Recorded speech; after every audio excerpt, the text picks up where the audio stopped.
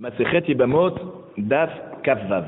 La Mishnah nous dit Vekulam, shehayu lahem nashim, umetu, mutarot linase lahem. Alors, quand on dit Kulam, c'est tous les cas qu'on avait précisés avant, c'est-à-dire, la Mishnah d'avant, celui qui amène un guet de l'autre côté de la mer, d'Amérique, et que grâce à ce guet, cette femme en Eretz Israël va être divorcée, ou alors le Chacham qui n'a pas pu annuler le vœu de cette femme et qu'elle a dû divorcer, ou alors celui qui témoigne que le mari de cette femme est mort. Maintenant, quand on leur a autorisé dans la Mishnah d'avant de se marier avec cette femme, mais si au moment où ils ont témoigné,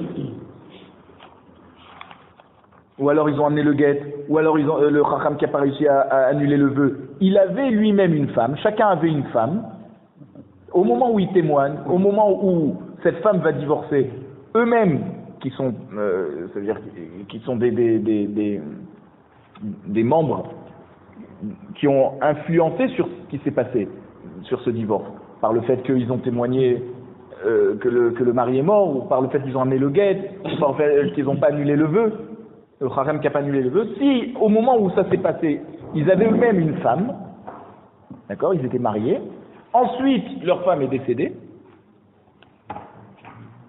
Donc tu parles des juges. Voilà, ou le dayan, ou la personne qui a amené le guet, le chaliar. Donc on parle pour eux. Voilà, si eux étaient mariés au moment où ils ont fait ça, c'est ça. Et ensuite ils ont perdu leur femme, alors là, maintenant ils peuvent se marier avec cette femme qui a été libérée de son mariage par le témoignage ou par le guet ou par le vœu qui n'a pas été annulé. D'accord, par le Chacham qui n'a pas été jugé parti, quoi. Voilà, donc exactement, comme ils étaient mariés à ce moment-là, ensuite ils ont perdu leur femme, là ils peuvent se marier avec cette femme parce qu'on ne va pas dire qu'ils ont amené le guet, c'était un faux et pour se marier avec. Non, ils étaient eux-mêmes mariés à ce moment-là. Ah bah ça c'est une opinion. Et là-bas on précise que leur femme est décédée. Elles avaient déjà décédé, bon. Non, elles sont décédées après ce mariage, après le moment où ils ont amené le guet. Voilà, c'est ça le problème. Vekulan shenitz'u la'acherim. Et toutes ces femmes qui ont donc été interdites à ces personnes, si elles se sont mariées avec quelqu'un d'autre, par exemple, la personne amène le guet d'Amérique, cette femme est divorcée. Ensuite, elle se remarie avec quelqu'un d'autre, et où elle divorce ou son mari meurt, Venit Garch, où elle a divorcé, au Shenital Menum, où elle est devenue veuve, de son donc second mari, là, Mutarot Leinase Lahem. Là, après ça, elles ont droit, ces femmes, de se marier avec ces personnes qui les ont fait finalement divorcer de leur premier mariage. Ve Kulan, Mutarot Livnehem Oleachehem. À chaque fois qu'on a dit que ces hommes sont interdits à se marier avec cette femme qu'ils ont fait divorcer, c'est seulement eux qui sont interdits. Mais le fils de celui qui a amené le guet, ou alors le frère de celui qui a amené le guet d'Amérique, lui, tout de suite, il a le droit de se marier avec elle. On ne va pas craindre que la personne va faire un faux pour que son frère ou son fils se marie avec cette femme. D'accord ? Ça, c'est la Mishnah. Donc la Gemara nous dit comme ça. Metu in nidgarshu lo. Donc quand on a dit que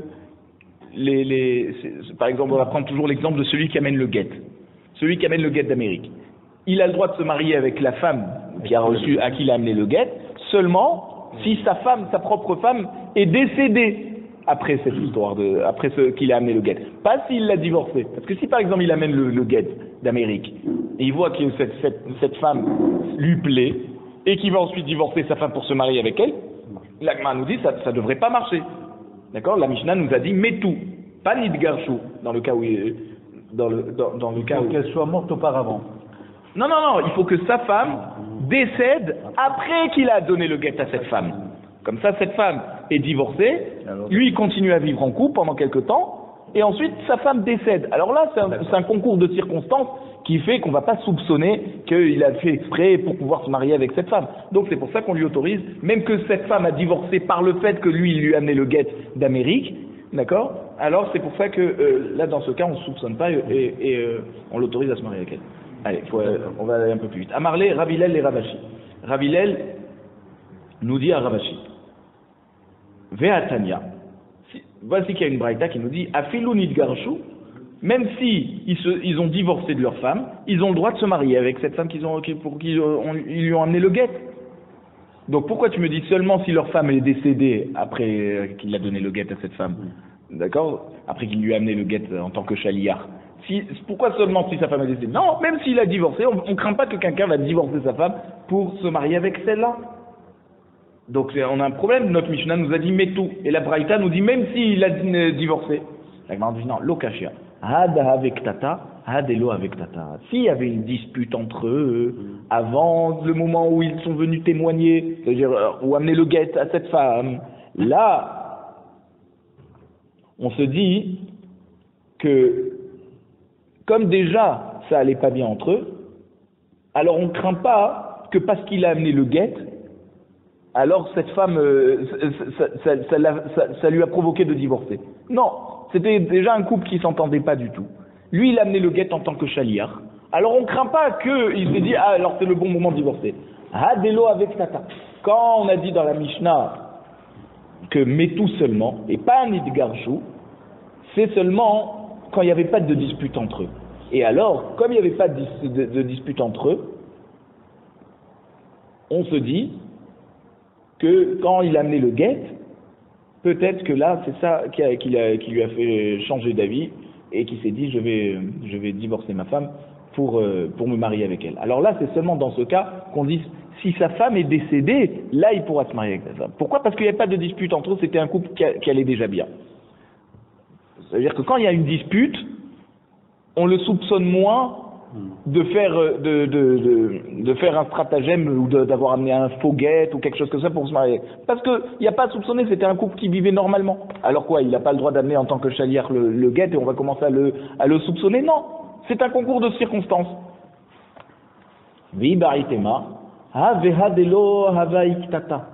Si tu veux, je te dis, soit dans le cas de la Mishnah, soit dans le cas de la Braïta, on parle d'un cas où il n'y avait pas d'histoire entre eux. Alors pourquoi dans la Mishnah on nous dit seulement Metou et dans la Braïta on nous dit même Nid Garshu? Velo Kashia, Hade Argilhu, Hade Argilahi. Alors, c'est-à-dire, quand on dit dans notre Mishnah que seulement s'il a perdu sa femme, il peut se marier avec la femme pour qui il a amené le guet, ou qu'il a témoigné que son mari est décédé, alors des Argilhu, ça veut dire que on parle du cas que lui a commencé à énerver sa femme. Et comme c'est lui qui a commencé à énerver sa femme, on craint que pourquoi il a commencé à mettre de l'eau dans le gaz, c'est parce qu'il a vu cette femme en lui amenant le guet ou en témoignant pour son mari, sur que son mari était décédé. Et donc là, c'est lui qui a commencé les histoires. Ah, s'il a commencé les histoires, alors c'est pour ça que notre Mishnah nous dit seulement si sa femme est décédée, là il peut se marier avec cette femme. Parce qu'on craint réellement que comme c'est lui qui a commencé les histoires, alors effectivement, il a mis les yeux sur cette femme et il veut se séparer maintenant de sa femme. Hade Argilahi, mais quand la Braïta nous dit que même si une personne a divorcé de sa femme, après avoir été chaliar pour amener un guet, il peut quand même se marier avec elle. Ça, c'est quand c'est elle qui a commencé à faire l'histoire. Donc comme c'est pas lui qui a provoqué l'accélération vers son propre divorce, alors, c'est pour ça qu'on considère que ça n'a rien à voir avec le fait qu'il a amené un guet pour cette femme, et c'est pour ça qu'il peut se marier, même s'il a divorcé de sa femme, et pas qu'elle soit décédée. La Mishnah nous dit, Vekulan shenisru. Donc, maintenant, comme on a dit, si ces femmes qui ont été divorcées, par le guet qu'on a amené d'Amérique, ou par le témoignage qu'on a fait que leur mari est décédé, ou par le fait qu'on n'a pas pu annuler le vœu qu'elles avaient fait. D'accord? Dans tous ces cas, si elles se sont mariées entre-temps avec une tierce personne, et qu'elles ont divorcé ou cette personne est décédée, là maintenant, la personne qui l'a fait divorcer de son premier mariage, là, il est pas interdit pour lui de se marier avec elle. Pourquoi? Parce qu'elle a été remariée déjà. Elle a été remariée, redivorcée ou veuve.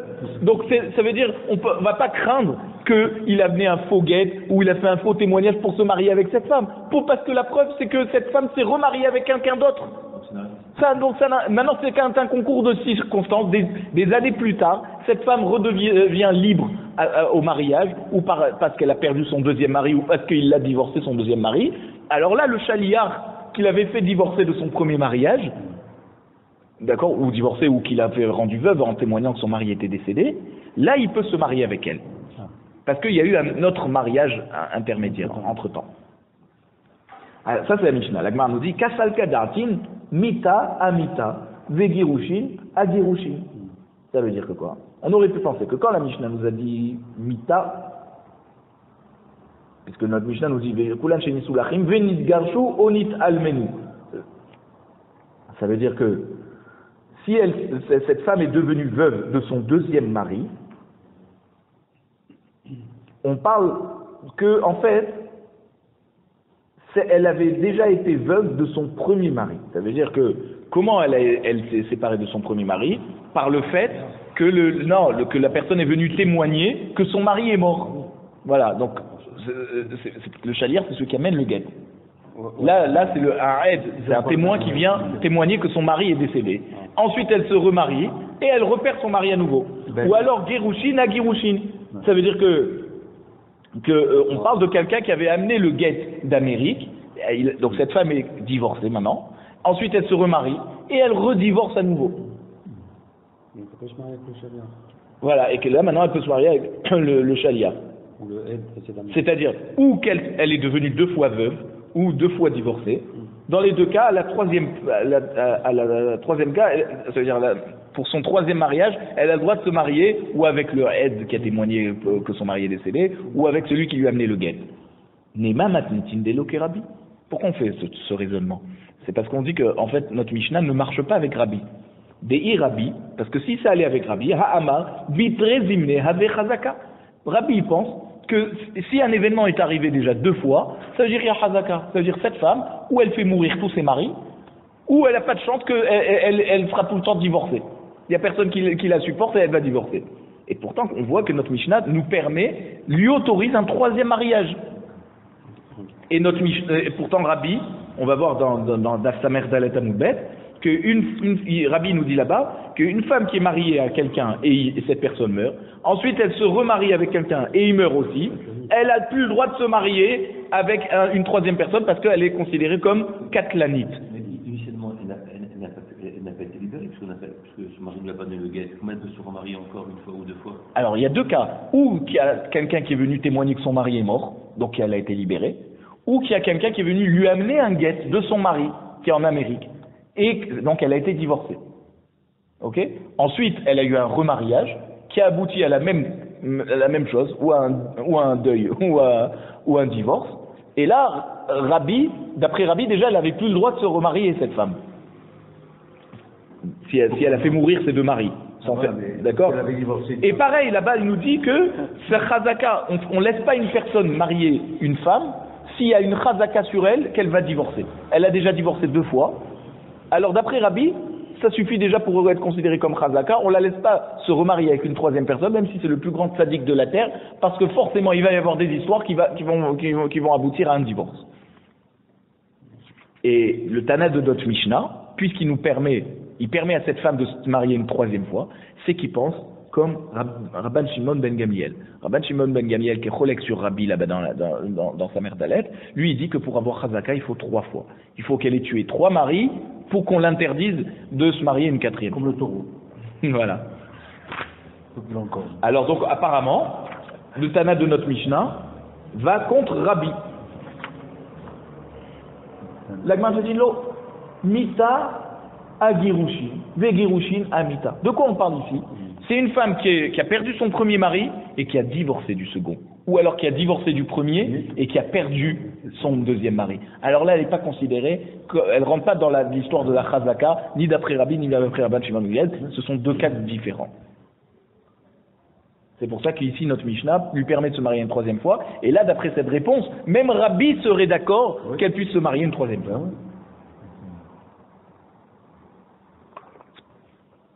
Et la Mishnah nous dit, Vekulan mutarot livneno lachem.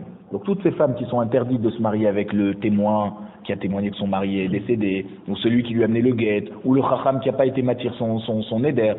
Dans tous ces cas, ces femmes, en divorçant ou en étant libres par le témoignage que leur mari est décédé, elles peuvent se marier avec le frère ou le fils de celui sur qui on s'est appuyé pour la rendre libre à se remarier.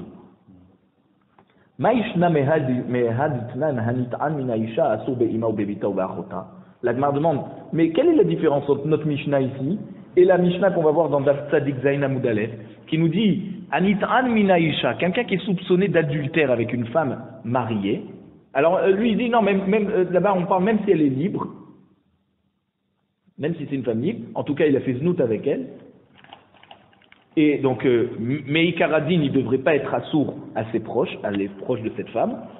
Mais Chachamim lui ont interdit de se marier avec la mère de cette femme, ou alors la fille de cette femme, ou la sœur de cette femme, c'est-à-dire sur qui il y a un soupçon de znout avec elle. Alors, pourquoi nous ici, on dit que la personne qui amène le guet d'Amérique, son frère a le droit de se marier avec cette femme, qui va être divorcée grâce au guet qu'il lui amène, ou son fils, il a le droit de se marier avec elle. Quelle est la différence? La Gemara nous répond Neche les gabé neche shechichan de adlan. Gavre les gabé gavre lo shechichan. C'est-à-dire, les femmes entre elles,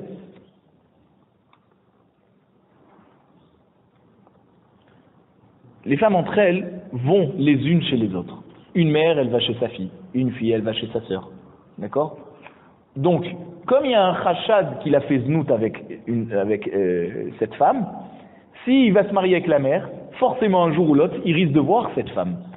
Et donc il va refaire znout avec elle. Donc, pour lui éviter de voir cette femme, on lui a interdit de se marier avec la mère et la sœur, et la fille. Comme ça, on va plus le soupçonner et on va plus lui laisser prendre des risques de se retrouver seul un jour avec cette femme. Pourquoi? Parce que les femmes entre elles vont les unes chez les autres. Alors que les hommes, non. C'est pour ça que c'est pas parce que la personne a amené le guet d'Amérique que son frère ou son fils connaît cette femme ou on va soupçonner que le père va dire tiens je vais amener un faux guet pour que toi tu te maries avec elle. Non, les hommes entre eux ne vont pas l'un chez l'autre. Donc le père n'a rien à voir avec le fils n'a rien à voir avec le frère, d'accord? C'est pour ça que dans ce cas, on n'a pas soupçonné et on a dit que le frère ou le fils a le droit de se marier avec cette femme qui a été divorcée par le témoignage de cette personne. La Gemara nous dit, Inami, si tu veux, je te réponds différemment. Neche delo asfran shrivatan ahadade, lo kapde ahadade. Des femmes qui, par le fait qu'une va avoir une relation de znout, ça ne va pas empêcher sa sœur ou sa mère de se marier avec la personne. C'est-à-dire que elles sont pas makpidotes l'une envers l'autre. C'est-à-dire, si par exemple une femme est soupçonnée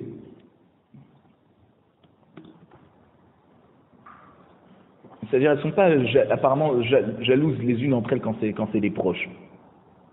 Parce que le problème, c'est que, par exemple, si une personne est soupçonnée d'avoir fait znout avec une femme, et qu'ensuite il se marie avec la sœur de cette femme, alors si jamais il va y avoir à nouveau znout avec cette femme qu'on l'a soupçonnée, sa sœur va se taire. Sa sœur qui est son épouse va se taire. Elle va pas être makpida, elle va pas en faire un grand drame. Les femmes entre elles, elles sont comme ça.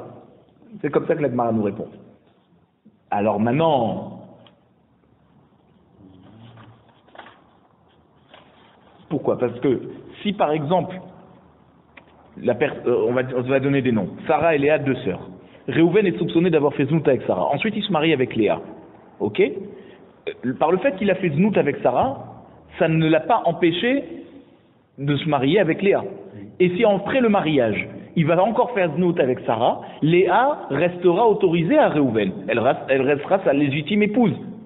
D'accord? Donc comme ça ne va pas lui changer sa vie réellement, elle ne va pas devoir divorcer parce que son mari a fait znout avec sa sœur, alors c'est pour ça qu'elle se tait et qu'elle dit rien. Et c'est pour ça qu'on l'a interdit de se marier. Parce que si on comptait sur la femme pour nous alerter, elle ne le ferait pas. Parce que son statut ne change pas. Elle reste mariée, cette Léa, elle est malheureuse si on veut, mais en tout cas, elle va pas. C'est pas parce que son mari va la tromper avec sa sœur, à elle, elle va être interdite. Donc tant que ça ne lui change pas son statut, elle dit rien. Elle n'irait pas contre sa sœur. Voilà, elle n'irait pas contre sa sœur, et parce que finalement, ça ne lui change rien par rapport à son statut de mariée. Elle reste mariée à Réhouven. Si elle veut divorcer, elle divorce, mais en tout cas, elle n'est pas forcée de le quitter par cet adultère. Donc c'est pour ça qu'elles ne sont pas makpidotes. Alors que les hommes, là, c'est le contraire. Si Réhouven, Shimon, ils sont amis, d'accord, et que Réhouven est marié avec Sarah, et que Shimon va tromper, d'accord, ça veut dire va aller avec Sarah va tromper son mari avec le meilleur ami de son mari, là Sarah devient interdite à Réhouven. Et donc là, Réhouven sera makpid sur Shimon. Ma femme, elle n'est plus à moi à cause de toi. Donc les hommes entre eux, ils sont makpidim. C'est pour ça que, comme ils sont makpidim, alors on ne craint pas que s'il y en a un qui est soupçonné d'avoir fait znout, que l'autre va se marier avec elle. D'accord? Parce que là, le mari sera makpid que son ami ne tournera plus autour de sa femme. Ah, il a déjà fait znout une fois, ça peut réarriver, mais là le mari fait bien attention que sa femme se retrouve plus en présence de son... Il quittera cet ami, ça sera certainement plus son ami, mais en tout cas il fera toujours en sorte que sa femme ne se retrouve jamais en isolement avec cette personne pour qui il y a eu un soupçon de znout à l'époque. La Gemara demande, Iachi, aviv nami. Alors, si on dit la femme, elle est moutérette au krovim de la personne qui l'a fait divorcer, celui qui a amené le guet, d'accord, elle a le droit maintenant de se marier avec son frère, de celui qui a amené le guet. Alors même le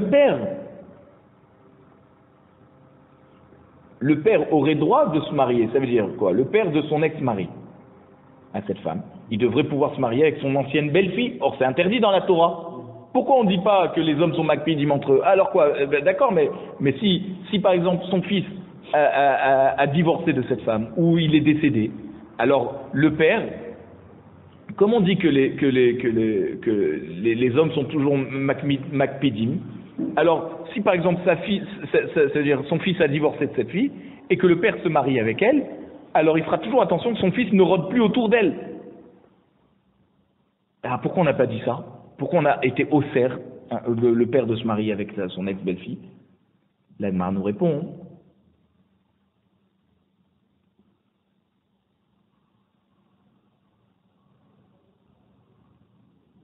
C'est pas seulement dans un cas où la fille était mariée avec le fils. Ça veut dire, nous, par exemple, on a donné l'exemple de quelqu'un qui amène le guet d'Amérique.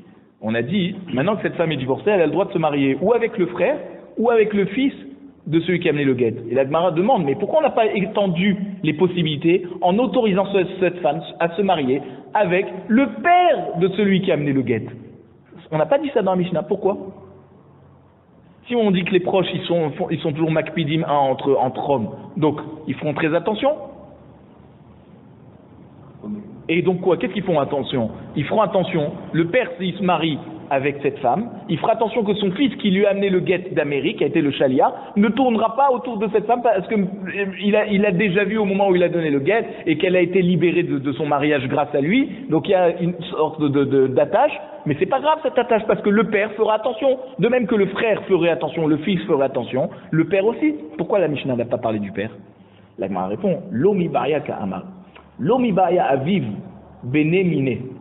Aval beno de lo beziz aviv mine et malo kamashmala. La Gemara nous dit, pourquoi la Mishnah n'a écrit que beno et achiv? C'était pour dire que kol sheken le père, il n'y avait même pas besoin de préciser le père. Pourquoi? Parce que le père a toujours une autorité sur un fils. Un fils est toujours gêné devant son père.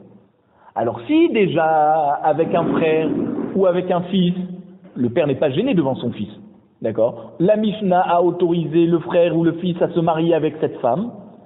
Kol sheken, le père, parce que du fait que le fils est toujours gêné devant le père, alors on est encore plus rassuré qu'il ne tournera pas autour de cette femme et tromperait son père, en fait, en allant avec cette femme. Un fils a toujours honte de son père. Si déjà on n'a pas craint pour le frère ou le fils, d'accord, ils sont pas gênés comme le père, alors Kol Sheken que le père a le droit de se marier avec cette femme. Donc c'était on aurait pu penser que le père, bien sûr qu'il a le droit de se marier avec cette femme, parce que le fils a tout le temps honte. Donc bien sûr il s'approchera pas de la femme de son père. Mais le chidouche ici, c'est que si cette femme se marie avec le fils de la personne qui a amené le guet, là, le père n'a pas honte de son fils. Malgré tout, on pourrait penser que, alors non, on n'autorise pas le fils. Bien, la Mishnah nous dit, le frère et le fils ont le droit de se marier. Donc, tu comprends de là que Kol Sheken, que le père a le droit de se marier. Parce que nous, c'était le fils que c'était embêtant. Le père n'est pas gêné de son fils. Donc, quand la Mishnah nous permet au fils de se marier avec cette femme, alors que si le père maintenant, le père c'est lui qui a amené le guet, ouais. Si le père viendrait tourner autour de cette femme, le fils serait tellement gêné devant son père qu'il n'oserait rien lui dire. Et la Mishnah n'a pas craint ça, puisqu'elle a autorisé le fils de celui qui a amené le guet à se marier avec cette femme. Donc à plus forte raison que le père de celui qui a amené le guet a le droit a le droit de se marier avec cette femme. Hadran alach ketzarab. Nouveau Perek Arba'a Achim. La Mishnah nous dit comme ça. Arba'a Achim, Shnaim mehem nesuim lishte achayot. On ramène un cas qu'on avait déjà vu plus haut. 4 frères, Reuven, Shimon, Levi, Yehuda, mariés à 2 sœurs. Alors, ça veut dire les 2 premiers, par exemple, on va dire Reuven et Lévi, Reuven et Shimon, pardon. Reuven s'est marié avec Rachel, Shimon s'est marié avec Léa. D'accord? Rachel et Léa, dans le Tanakh, elles étaient sœurs. Reuven, Shimon aussi, étaient frères. Donc, on prend cet exemple. Oumetou, Reuven et Shimon sont décédés, Hanesui Meta Achayot, donc ils sont décédés, ceux qui étaient mariés avec les 2 sœurs, Rachel et Léa, sans laisser d'enfants. Donc Rachel et Léa, leurs femmes, viennent devant Lévi et Yehuda pour qu'on leur fasse le hiboum. Hare Elou, Neche, Hare Elou, Krolzot, Velo Mitiyabemot. Donc la Mishnah nous dit, elles ne peuvent pas faire hiboum, elles doivent faire les 2 Khalitsa et pas hiboum. Pourquoi? Parce que chacun est interdit de faire hiboum à la deuxième femme. C'est-à-dire, il va faire hiboum à une femme, et de facto, l'autre lui sera interdit parce qu'elles sont sœurs. Lévi ne peut pas faire hiboum à Rachel et Léa, parce qu'elles sont sœurs, et Yehuda ne peut pas faire hiboum à Rachel et Léa ensemble, d'accord, parce qu'elles sont sœurs. Donc, c'est pour ça qu'elles font Khalitsa et pas hiboum.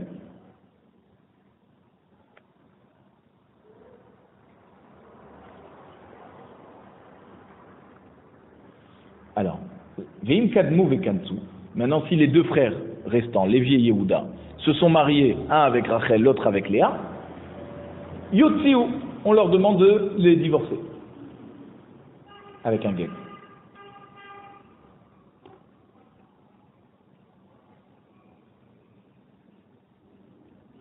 Alors, Rabbi Eliezer Omer, Rabbi Eliezer nous dit c'est une machloket Tanaïm dans un cas comme ça. Bet Shammai Omrim Yekayem, d'après Bet Shammai, non, ils peuvent rester mariés. Pardon, ils peuvent rester mariés. Ça veut dire, Bet Hillel Omrim Yossi. Et d'après Bet Hillel, ils disent non, il faut que les frères donnent un guet. On va expliquer dans le Gemara de quel cas on parle. Aïta Achat Mehem Asura Ala Echad Isur Erva. Si une des 2 sœurs était interdite à un des 2 frères en tant que Erva. Par exemple, Rachel, d'accord, Rachel et Léa, 2 sœurs.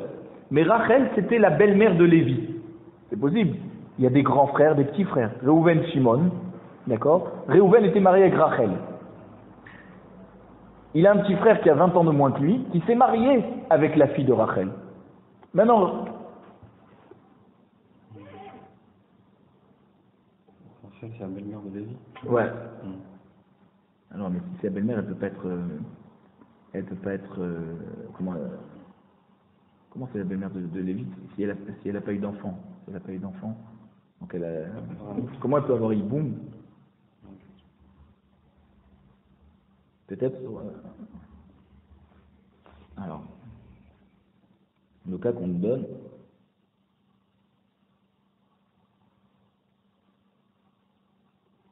c'est que Lévi n'a pas le droit de se marier avec Rachel, mais il a le droit de se marier avec Léa.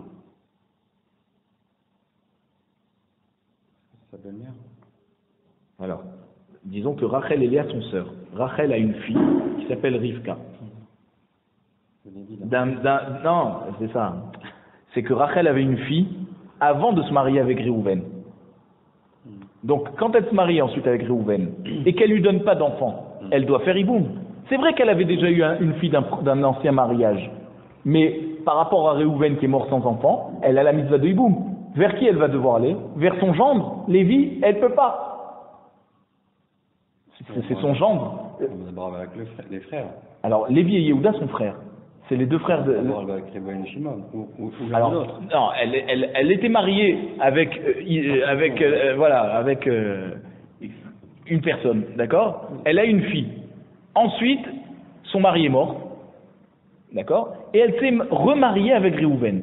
Réhouven, pour lui, c'était son premier mariage. Elle, c'était son second mariage. Réhouven meurt sans enfant. Ou peut-être que c'est son deuxième mariage, mais en tout cas, il n'a jamais eu d'enfant, lui. Et donc, cette femme, Rachel, va devoir faire Iboum. Avec qui? Ou avec Lévi? Non, Réhouven et Shimon, les deux sont morts. Shimon était marié avec Léa. Et Réhouven et Shimon sont morts. Maintenant, il reste Lévi et Yehuda. Donc, Rachel ne peut pas faire Iboum avec Lévi. Elle peut faire Iboum avec Yehuda. Mais pas avec Lévi. Parce que Lévi, c'est en même temps le mari de sa fille. Donc, elle est sa belle-mère. Donc, comment ça marche dans un cas comme ça? Quand il y en a une qui est Assoura à un des deux, il y a 20 par Issour Erva. Alors, donc là, elle est Ptoura de Khalitsa et de Iboum par rapport à Lévi. Alors, Assourba ou Moutar Ba'achota. Donc, Lévi n'a pas le droit de faire Iboum avec sa belle-mère, mais par contre, il a le droit de faire Iboum à Léa, qui était la femme de Shimon. Véacheni, maintenant Yehuda, qui lui aurait pu faire Iboum avec les deux, Assour Bishtem. Il est interdit de faire, pour lui de faire Iboum aux deux.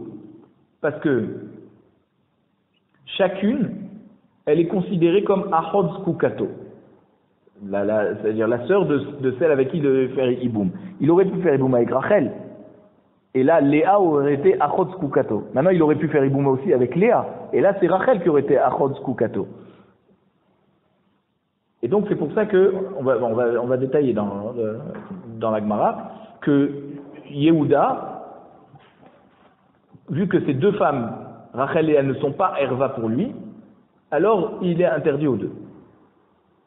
La Gemara nous dit, la Mishnah nous dit, pardon, Issour mitzvah, si dans un des cas, on avait un Issour mitzvah, c'est-à-dire, Rachel était Assoura à Lévi, parce qu'elle était Shniot la Harayot, que Chachamim ont fait une xéra dessus. D'accord? Veissour Kdusha, ou alors qu'elle était interdite à Lévi, parce que c'était un Issour lave.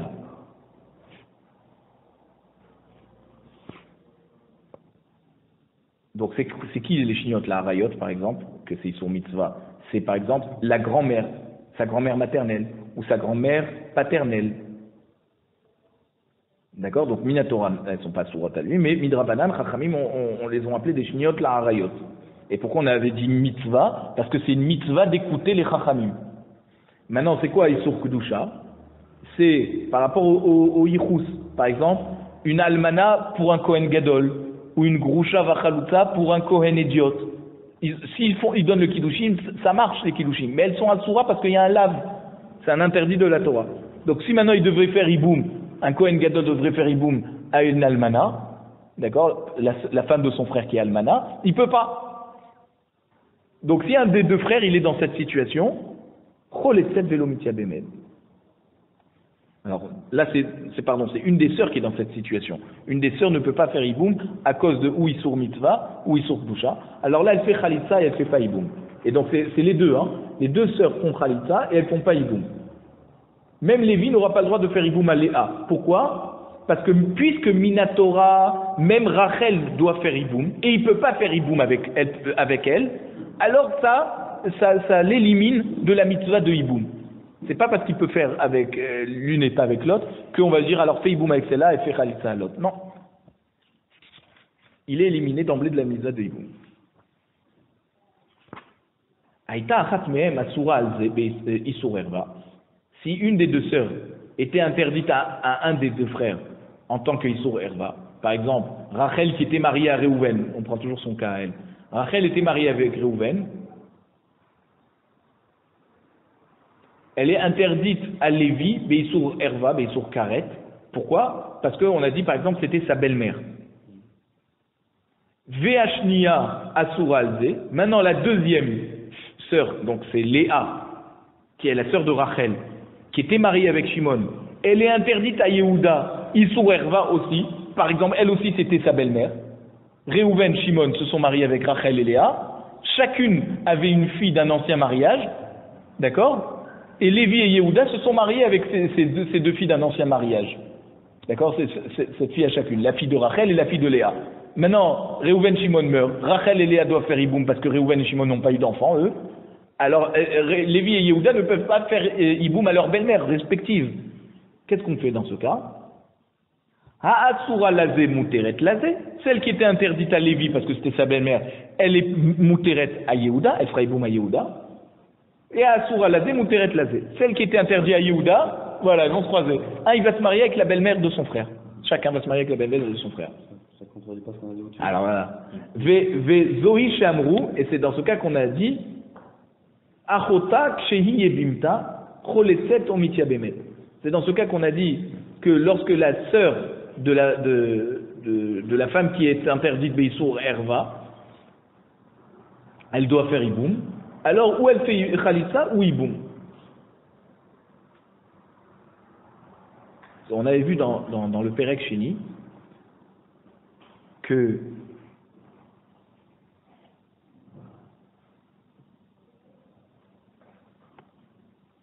puisque la Herva ne peut pas faire Iboum, alors la sœur, ou Choleset ou Mitia Bemet. On va expliquer tout ça maintenant dans la Gemara, c'était très général, maintenant on va détailler. La Mishnah nous a parlé de 4 frères, d'accord? On a dit Réhouven, Shimon, Lévi, Yehuda. Réhouven, Shimon sont morts, sans enfants. Et maintenant, leurs femmes doivent venir devant Lévi et Yehuda pour faire Iboum. Shma Mina, Yesh Zika. De là, on voit que quoi? Qu'il y a un lien qui s'est fait. Puisque nous, on a dit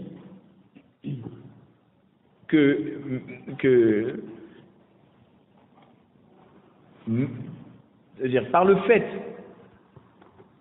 que Lévi va faire Iboum à Rachel, alors Léa, d'emblée, elle est interdite à Lévi. Donc même qu'il n'a pas encore fait le Iboum à Rachel, il y a déjà un interdit. Donc on voit qu'il y a un lien qui s'est fait. Des INZika, parce que si on disait qu'il n'y avait pas de lien qui s'était fait avant de concrétiser le Iboum, Mikde Hane Mitre Bate Kaatian, on pourrait dire que les deux sœurs, elles viennent de 2 maisons différentes. Rachel et Léa étaient mariées chacune à un homme différent. Rachel était mariée à Réhouven, Léa était mariée avec Shimon, et donc les deux sont morts sans enfants. Alors on aurait pu dire que puisqu'elles chacune était mariée à un autre frère, elles n'étaient pas mariées les deux à la même personne. Alors, on aurait pu proposer que un va faire Iboum avec l'une et l'autre va faire Iboum avec l'autre. Pourquoi on n'a pas dit que Rachel va faire Iboum avec Lévi et Léa va faire Iboum à Yehuda? Notre Mishnah, qu'est-ce qu'elle nous a dit dans Arba Achim? Notre Mishnah nous dit que s'ils sont morts, Réhouven et Shimon, elles font Khalitsa, elles font pas Iboum. Or, si on pensait qu'il n'y avait pas de Zika, alors on aurait dit, Réhouven, Shimon sont morts, ok. Alors la femme de Réhouven fera Iboum avec Lévi, la femme de Shimon fera Iboum avec Yehuda. Puisqu'elles viennent de deux familles différentes, d'accord? C'est-à-dire de deux maris différents. C'est pas que elles étaient mariées les deux au même mari, et que quand tu fais Iboum à l'une, tu peux pas faire aussi Iboum à l'autre, parce qu'elles sont sœurs. Donc, de facto, c'est non, là tu avais une possibilité que Lévi prenne Rachel et Yehuda prenne Léa, et pourtant on n'a pas dit ça, donc il y a un lien qui s'est fait. Avant qu'il ait fait le Iboum, déjà, ça a interdit la deuxième sœur de faire Iboum. On n'a pas dit la deuxième sœur, elle fera Iboum avec le deuxième frère. Alors la Gemara répond, Léorla Mimalar, si tu veux, je te dis, En Zika. Il n'y a pas de lien qui s'est fait. Alors pourquoi on n'a pas dit que Lévi fait Iboum avec Rachel et Yehuda avec Léa, et qu'on a dit que les deux elles font Khalitza, elles font pas Iboum? Mishum Deka Savar Asur Levatel Mitzvat Yebamin. Parce que le Tana de la Mishnah pense qu'on n'a pas le droit de provoquer l'annulation de la mitzvah de Iboum. C'est-à-dire, une femme qui est déjà obligée de faire Iboum, elle n'a pas le droit d'annuler. Et donc, nous, on craint que Dilma Adeyabem Had Maït Idar. Peut-être que lorsque Lévi va faire le Iboum avec Rachel, la femme de Réhouven, Yehuda va mourir avant d'avoir eu le temps de faire Iboum à Léa.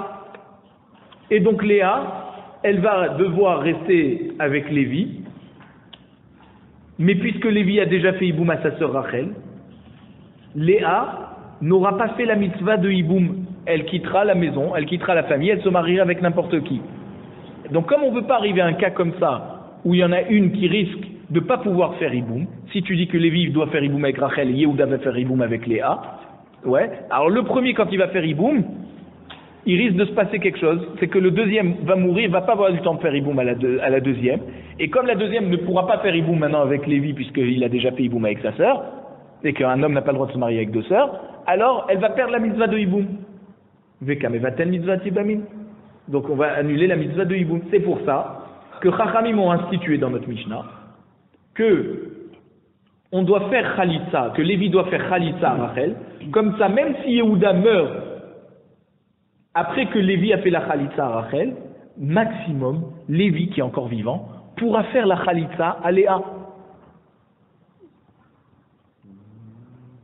C'est pas parce qu'il a fait Khalitza à Rachel qu'il peut pas faire Khalitza à Léa. Par contre, s'il fait Iboum à Rachel, il peut pas faire Iboum à Léa. Donc c'est pour ça qu'on a dit que les deux doivent recevoir la Khalitza. Iachi, Tlatanami. Alors la Gemara nous dit, mais alors même s'il y a trois frères, et qu'il n'y a pas quatre frères, c'est-à-dire que Lévi se retrouve devant la femme de Réhouven et la femme de Shimon. Alors pareil, on dirait que Lévi n'a pas le droit de faire Iboum à l'une des deux, parce que s'il va faire Iboum à l'une des deux, alors l'autre, elle ne va pas pouvoir faire Iboum. Il y en a une qui va se retrouver. Voilà, du fait qu'il va faire Iboum à l'une, l'autre de facto ne pourra pas faire Iboum avec lui, puisque deux sœurs ne peuvent pas se marier avec la même personne. Alors pourquoi la Mishnah ne nous a pas amené un cas plus simple avec trois frères, et elle nous a amené un cas compliqué avec quatre frères? Que lorsqu'il y a quatre frères, il faut trouver une svara très difficile de dire le temps que Lévi va faire Iboum à Rachel, Yehuda risque de mourir, et là il pourra la femme qui aurait dû faire Iboum avec Yehuda, Léa, ne pourra plus recevoir ni le Iboum ni la Khalitza de Lévi. La Gemara répond Lomi Baria Kamrinan. C'est pour nous dire qu'il n'y a pas besoin d'amener un cas de trois frères. On t'a amené un cas compliqué pour que tu te déduis tout seul le cas simple. Lomi Bariat Lata Devadai Bat la mitzvah Ibamin. C'est évident que quand il y a trois frères, alors la mitzvah de Iboum va être annulée forcément pour une des deux, puisque le frère survivant ne peut pas faire Iboum aux deux sœurs. Donc la mitzvah de Iboum va s'annuler pour une des deux. Et on fait ça. C'est-à-dire on annule la mitzvah de Iboum pour ne pas transgresser l'interdit de se marier avec deux sœurs. Aval arba'a, lemita lo haishinan. Mais lorsqu'il y a quatre frères, on aurait pu dire c'est très rare un cas comme ça que quand Lévi va faire Iboum à Rachel, Yehuda risque de mourir avant d'avoir eu le temps de faire Iboum à Léa. Ça c'est très compliqué. Kamash malade que non, on craint quand même. Et comme on craint un cas presque improbable, eh ben ces deux femmes vont recevoir la Khalitza et aucune va recevoir le Iboum. La Gemara nous dit Iari, alors si c'est comme ça, on tourne pas. Khamishanami, même s'il y avait 5 frères, on devrait interdire à ces femmes de faire hiboum, parce que si Lévi va faire hiboum à Rachel, on craint que après qu'il aura fait hiboum à Rachel, les deux frères Yehuda et Issachar vont mourir avant qu'un des deux ait eu le temps de faire hiboum à Léa. Si de toute façon on se met à commencer à craindre des cas improbables, on peut trouver des cas encore plus improbables. Alors la Mishnah aurait dû nous enseigner un cas encore plus improbable, et de là on aurait déduit le cas pour les 4 frères ou pour les 3 frères. Alors la Mishnah nous a parlé de 4 frères, pas de 5. La Gemara nous dit non, les mitabitre lo chashinan. On ne craint pas que 2 frères vont mourir, 2 frères qui auraient dû faire hiboum, d'accord, qu'un des deux aurait dû faire hiboum, que les deux vont mourir et qu'elle va devoir se retrouver à faire hiboum à Lévi qui a déjà fait hiboum avec sa sœur et qui ne pourrait pas lui faire hiboum et qu'on va annuler la mitzvah de hiboum. Ça c'est trop improbable. La Gemara nous dit Amarava Baravuna Amarav. Nous enseigne le fils de Ravuna au nom de Rav. Shalosh Achayot Yebamot Shenaflu Lifne Shne Achim Yebamin. Donc 3 sœurs Yebamot qui se retrouvent devant 2 frères Yebamim. Comment ça marche? Imaginons 5 frères, Reuven, Shimon, Lévi, Yehuda et Issachar. Et 2 sœurs, Rachel et Léa. Lévi s'est marié avec Rachel, Yehuda s'est marié avec Léa. Et Issachar, avec qui il s'est marié? Avec Sarah. Alors excusez-moi, j'ai oublié de dire que Sarah était aussi une sœur de Rachel et Léa. Donc on a 5 frères, Reuven, Shimon, Lévi, Yehuda. On commence par la fin. Lévi se marie avec Rachel. Yehuda, c'est les jeunes qui se sont mariés en premier. Yehuda s'est marié avec Léa et Issachar s'est marié avec Sarah. Ok, jusque-là ça va. D'accord, 5 frères. Les 2 premiers, on n'en parle pas, ça va être les Yebamim en fait. Mais les 3 plus jeunes se sont mariés avec 3 sœurs. 3 frères avec 3 sœurs. Et qu'est-ce qui s'est passé? Lévi et Yehuda et Issachar, 3 frères, accident de voiture, ensemble, hop, ils sont morts, sans enfants. Et donc ces 3 sœurs, Sarah, Léa et Rachel, se retrouvent devant Reuven et Shimon pour devoir faire hiboum. Alors, comment on va trancher dans ce cas? C'est possible. Alors, Zé Prolet Léachat, Reuven, il va faire Khalitsa à une des sœurs. Vézé Prolet Léachat, et Shimon fait Khalitsa à une autre sœur. Donc comme elles ont déjà reçu Khalitsa, elles ne peuvent plus faire hiboum. Ok? Elles sont déjà sorties du problème, elles sont libres de se marier avec qui elles veulent. Maintenant, il reste la dernière. Qu'est-ce qu'on fait avec la dernière? VM Saïd. D'accord, celle du milieu, admettons que le hiboum s'est passé entre Sarah et Rachel, et Léa, celle du milieu. Qu'est-ce qu'elle fait? Sricha Khalitsa Mishneem. Elle devra recevoir Khalitsa autant de Reuven que de Shimon. Et on va expliquer. Amar les Rabba. Rabba, il explique à Ravuna. Il lui dit, toi tu nous enseignes ça au nom de Rav. Alors, Mideka Amrat Em Sa'it Tricha Khalitsa Mishnem. Puisque tu me dis que la 3e sœur, on va dire Léa, elle doit recevoir la Khalitsa de Reuven et Shimon. Kasavrat Yesh Zika. Alors tu penses qu'il y a un lien qui se fait déjà avant le hiboum. Parce que elle doit faire, voilà, elle doit faire hiboum autant avec Reuven, c'est-à-dire ou avec Reuven ou avec Shimon. Et pourquoi elle doit recevoir Khalitsa des 2?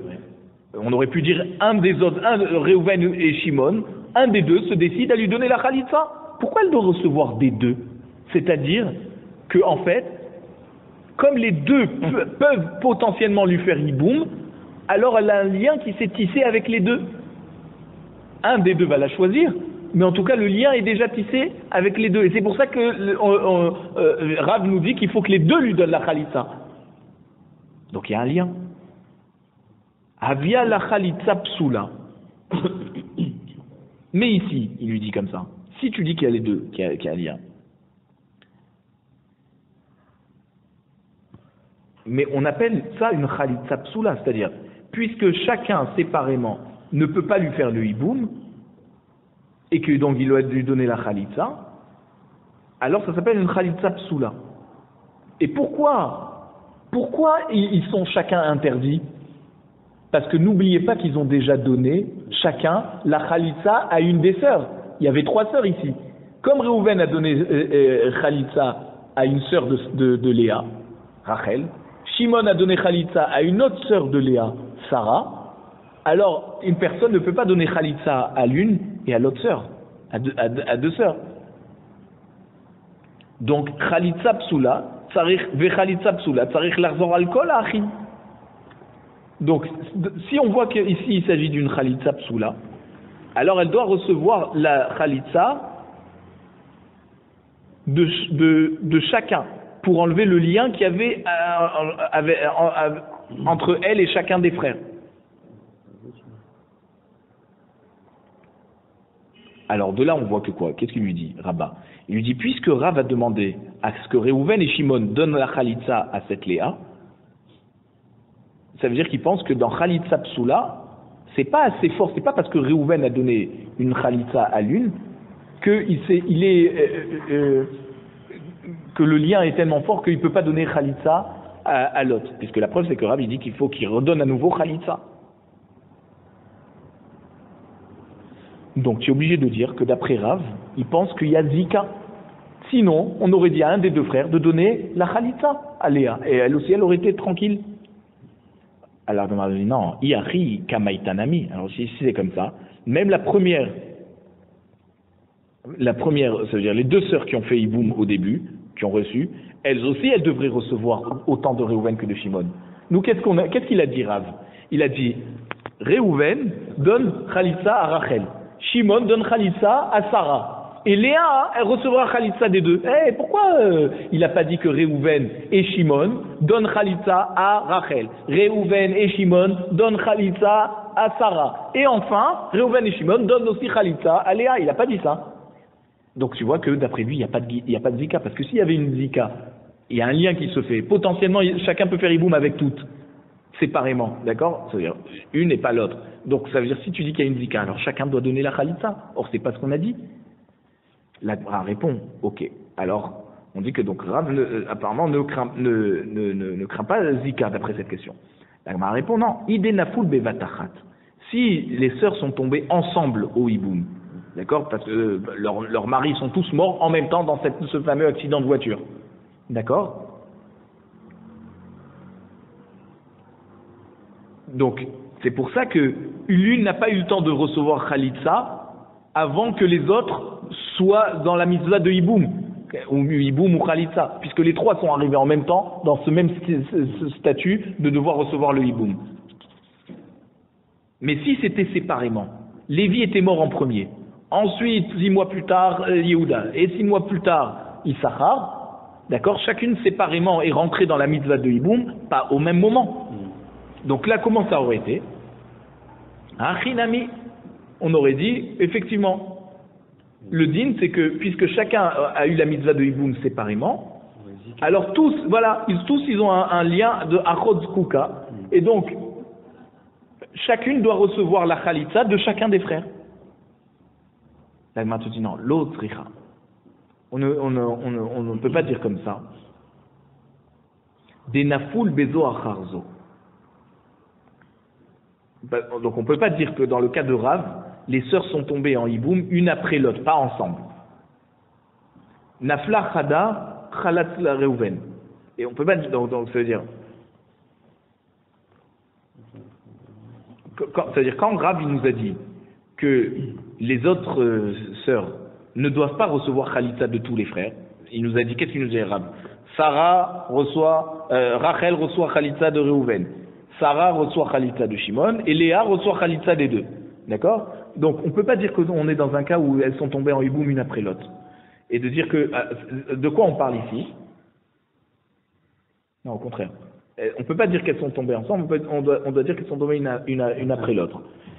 C'est donc, Nafla Chada, Lévi est mort en premier, donc Rachel, sa femme, Chalat la Réhouven.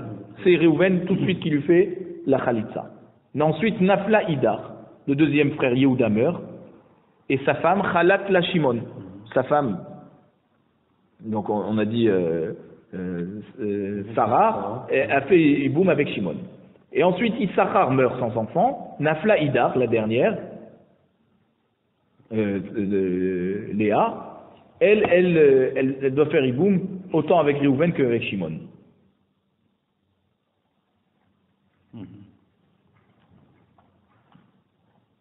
Et le din serait que l'autre sœur, elle est Asura ou Iboum à Réhouven et à Shimon parce qu'elle a déjà reçu Khalitsa. Non, elle n'a pas reçu Khalitsa, pardon. Elle a reçu. Moi j'ai dit que Sarah, elle a reçu Iboum de Shimon. Ouais. Ensuite, il y a Léa. Non, Réhouven avec. Voilà, Réhouven, on reprend. On va donner des exemples qu'il donne ici. Réhouven fait Khalitsa à Rachel.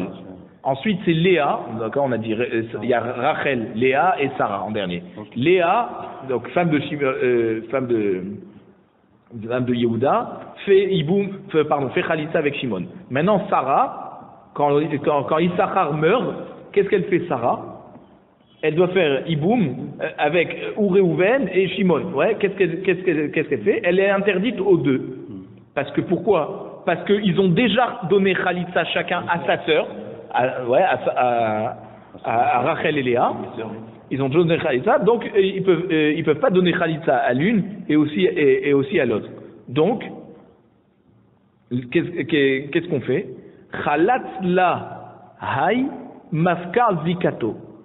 Quand Réhouven, à nouveau, il donne Khalitsa, alors il enlève le lien qu'il y avait avec lui.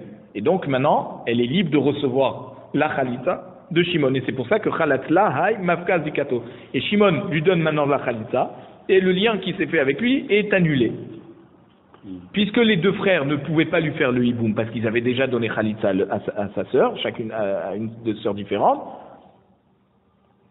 alors leur Khalitsa qu'ils vont lui donner à nouveau, alors ça va enlever le lien. Ve'amar Rav, en zika. Alors Agmar dit, mais on voit que Rav, il l'a dit dans Daf Yud Zayin, on a vu à Moudbet, qu'une chomeret yabam chez Meta, mutar be'ima. Ça veut dire quelqu'un qui aurait dû faire hiboum à une femme, et qu'il n'a pas eu le temps de lui faire hiboum, elle est morte, eh ben, il n'a pas fait hiboum avec cette femme, mais il peut se marier avec la mère de cette femme. Donc, tu vois que Rav, il a dit plus haut qu'il n'y a pas de lien, parce que s'il y avait un lien, elle aurait été interdite à sa mère.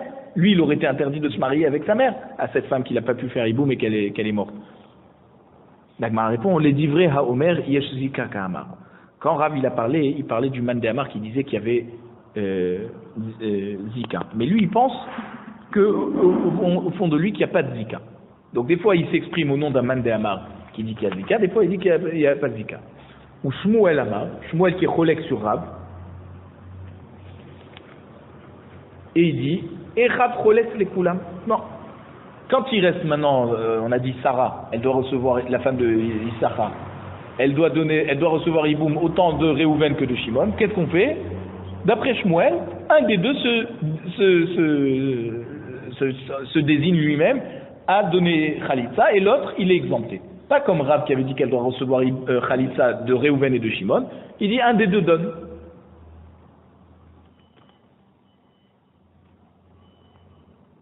D'après Shmuel, elle n'a pas besoin d'aller chercher chaque frère pour recevoir la Khalitsa de chacun. Du moment où un des frères lui donne la Khalitsa, c'est bon, elle peut quitter la famille.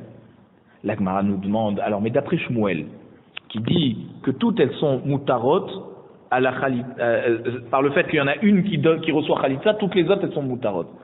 C'est-à-dire elles n'ont pas besoin de recevoir. Vous vous rappelez, on avait vu cette marloquette. Est-ce que lorsqu'il y a plusieurs femmes, d'accord, une personne meurt sans enfant et il était marié avec plusieurs femmes, est-ce que toutes les femmes doivent recevoir la Khalitsa ou m'explique qu'il y en a une qui reçoit la Khalitsa pour que les autres soient exemptés?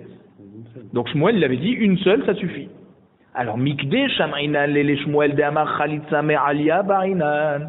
Si on écoute Shmuel, qui a dit que quand une Yébama, elle reçoit la Khalitsa, alors voilà, c'est exactement. Quand c'est des rivales et donc c'est une Khalitsa Kshera, alors ça suffit qu'une reçoit. De Amar Shmuel, Khalat la Achayot, lo nifteru tsarot. Si on a donné Khalitsa aux sœurs, alors les autres femmes, les rivales, ne sont pas exemptées. Elles doivent aussi recevoir Khalitsa ou Iboum. Mais elles ne sont pas exemptées, les rivales. Par exemple, donnons un cas. Shimon Lévi marié à Rachel et Léa, deux sœurs. Donc, Shimon et Lévi sont mariés à deux sœurs. Shimon et Lévi ne sont pas frères. Shimon s'est marié avec Léa et Lévi s'est marié avec Rachel. Shimon, il a encore une autre femme qui s'appelle Sarah et Lévi, il a encore une autre femme qui s'appelle Rivka. Maintenant, Shimon et Lévi meurent sans enfants. Donc les deux sœurs viennent chez le grand frère Réhouven pour faire hiboum avec les rivales aussi. D'accord, Sarah et Rivka. Quand Réhouven il donne la khalitsa à Léa, la femme de Shimon, la rivale n'est pas exemptée. Elle doit aussi recevoir khalitsa. Et quand Rachel reçoit la khalitsa de Réhouven, la Rachel qui était la femme de Lévi, Rivka, la rivale, n'est pas exemptée. Elle aussi, elle doit recevoir la khalitsa. Donc Shmuel y pense que même la khalitsa des tsarot, elle est psoula ici. C'est-à-dire que, puisque elles sont interdites de faire hiboum, parce que c'est tsarat achot skukato, la rivale de la sœur de celle avec qui doit faire hiboum, donc c'est pareil que tsarat achot ishto, la rivale de la sœur de sa femme. Moi, si je me marie avec une, je ne peux pas me marier avec la sœur, et la rivale de la sœur aussi, elle m'interdit. Mais comme c'est un issour plus calme que le issour de se marier avec deux sœurs, donc c'est pour ça que la khalitsa qu'elle va recevoir est plus forte, et donc la khalitsa que la sœur va recevoir ne va pas exempter la tsara de recevoir aussi la khalitsa. Et donc la tsara aussi, elle doit recevoir la khalitsa.